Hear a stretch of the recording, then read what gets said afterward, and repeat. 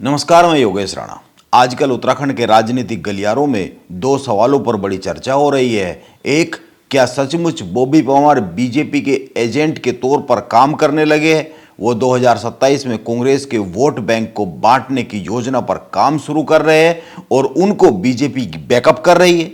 उत्तराखंड कांग्रेस के सीनियर नेता हरीश रावत ने इस पर दूसरी बार एक लंबा चौड़ा लेख लिख दिया है। पहले एक इंटरव्यू में उन्होंने यह बात कही थी। हरीश रावत ने अपने सोशल मीडिया पेजों पर क्या लिखा है, इसको समझना चाहिए। उन्होंने लिखा है, हमसे चूक हुई है, हम केदारनाथ में निर्दलीय उम्मीदवार की क्षमता का पता नहीं लगा पाए, सही आकलन नहीं कर पाए। लेकिन सवाल यह भी है, उनको धन कहां से मिला, उनको धन किस व्यक्ति के पास से आ रहा है। हरीश रावत त्रिभुवन चौहान के साथ साथ बॉबी पंवार की बात कर रहे हैं। शायद हरीश रावत की बातों पर विचार करें तो क्या सचमुच बॉबी पंवार बीजेपी की किसी योजना के तहत काम कर रहे हैं 2027 में कांग्रेस को हराने के लिए? इस सवाल के उत्तर पर आने से पहले आप एक बिंदु पर गौर कर लीजिए। मैंने बॉबी पंवार की राजनीति को लेकर अभी हाल ही में एक दो वीडियो बनाए। केदारनाथ उपचुनाव के परिणाम आने के बाद इन वीडियो पर कमेंट करने वालों में अधिकतर कह रहे हैं अब बॉबी पंवार बीजेपी के एजेंट के तौर पर काम कर रहे हैं। कई तो कह रहे हैं कि आने वाले 2027 के विधानसभा चुनाव में बीजेपी से उनको टिकट मिल सकता है। यानी हरीश रावत की तरह ही बहुत से लोगों को लग रहा है बॉबी पंवार बीजेपी की बी टीम के तौर पर काम कर रहे हैं। लेकिन कुछ बातों को समझना जरूरी है। मैं नहीं मानता कि बॉबी पंवार बीजेपी की बी टीम के तौर पर काम कर रहे हैं। मैंने अपने पिछले वीडियो में भी कहा है, बॉबी पंवार अभी 2027 के विधानसभा चुनाव में कुछ सीटों पर कांग्रेस के लिए चिंता बनेंगे। हो सकता है इसके बाद धीरे धीरे बीजेपी के लिए चिंता बने। अगर वो राजनीति में, उत्तराखंड की राजनीति में इतना लंबा चल गए तो आप तीन सिचुएशन पर गौर कीजिए। एक, 2027 तक बीजेपी उत्तराखंड में लगातार 10 साल तक सत्ता में रहने वाला एक दल बन जाएगी। इससे पहले उत्तराखंड में लगातार 10 साल तक कोई सत्ता में रहा नहीं है। यानी सीधी बात है, जिन लोगों ने बीजेपी को 2017 और 2022 में वोट दिया, उनमें से बहुतों को यह लग रहा होगा बीजेपी ने उस तरीके से काम नहीं किया जैसी उनको उम्मीद थी। वो धीरे धीरे बीजेपी के विरोध में इस 10 साल में हो जाएंगे। इसी को कहते हैं एंटी इनकम्बेंसी। बहुत सारे लोग सत्ता से संतुष्ट नहीं होते हैं जो उनको वोट देते हैं। अब यह जो सत्ता विरोधी वोटर तैयार होता है, जो पहले पक्ष में रहता है, इसको कांग्रेस तक जाने से रोकने के लिए 2027 में बॉबी पंवार एक राजनीतिक समीकरण बनते हुए दिख रहे हैं।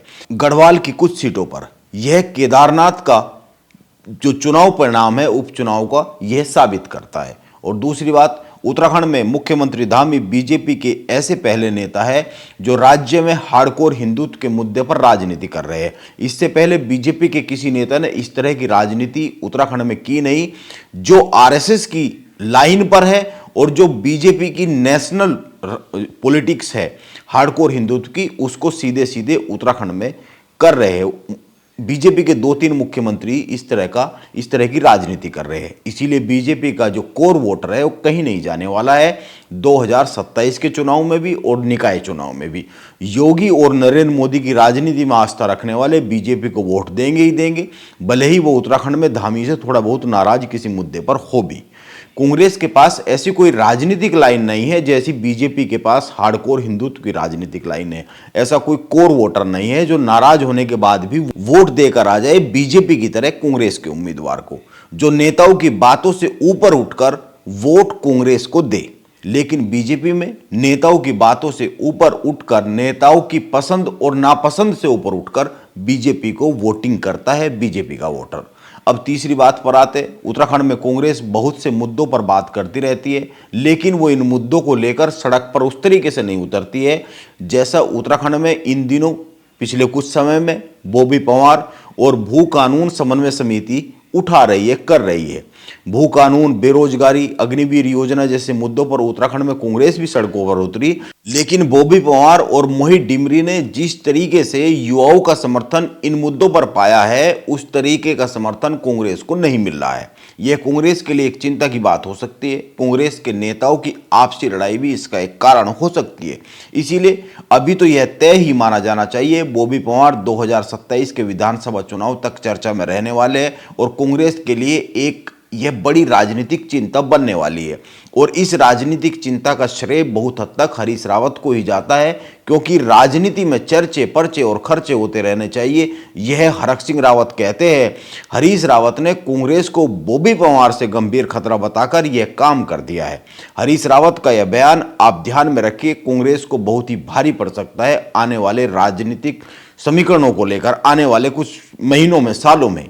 राजनीति में कभी भी विरोधी को लड़ाई में तरजीह नहीं दी जाती। विरोधी को यह नहीं बताया जाता, कहा जाता जनता में या फिर मीडिया में कि वह हमारे समकक्ष खड़ा है या हमसे भारी पड़ रहा है या फिर हमसे सीधी लड़ाई में है। लेकिन हरीश रावत बॉबी पंवार को तरजीह दे रहे हैं। वो कह रहे हैं बॉबी पंवार बीजेपी की योजना पर है, इसीलिए वो कांग्रेस के लिए गंभीर खतरा है। ये हरीश रावत की एक राजनीतिक चूक है, इससे बॉबी पंवार को राजनीतिक बल मिलेगा।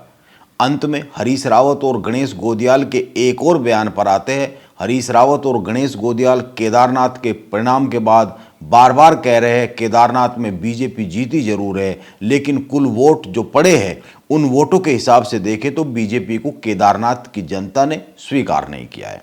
आप एक बात पर गौर कीजिए, जो बात हरीश रावत और गणेश गोदियाल कह रहे हैं वो बात तो उस चुनाव पर भी लागू होती है जब कांग्रेस केदारनाथ में जीती थी। आप गौर कीजिए, 2012 में कांग्रेस से शैलारानी रावत जीती, उनको करीब 20,000 वोट मिले, वो 42% वोट शेयर पाकर जीती। इसके बाद 2017 में कांग्रेस के मनोज रावत जीते, वो तो केवल 24% वोट पाकर ही विधायक बन गए, यानी कि उस वक्त करीब 76% वोट कांग्रेस के विरोध में पड़ा था। और अब इस बार का परिणाम देखें तो आशा नोटियाल को 43% के करीब 43% से अधिक वोट मिले हैं। यह वोट मनोज रावत की जीत के वक्त जो उनको 24% मिले थे उससे तो बहुत अधिक है। इसलिए कांग्रेस आंकड़ों के खेल से बाहर निकलकर उत्तराखंड में बन रही कांग्रेस के लिए चिंताओं पर ध्यान दे तो ज़्यादा अच्छा रहेगा। आने वाले निकाय चुनाव और इसके बाद 2027 के लिए भी पैदा हो रही चिंताओं को कुछ कम किया जा सकता है अगर इस तरह की आंकड़ेबाजी से बाहर निकलकर जमीन पर काम करे और नेताओं में आपसी तालमेल बने। वैसे निकाय चुनाव की तैयारी शुरू हो चुकी है। अगले वीडियो में निकाय चुनाव पर ही बात करते हैं। नमस्कार, मैं योगेश राणा।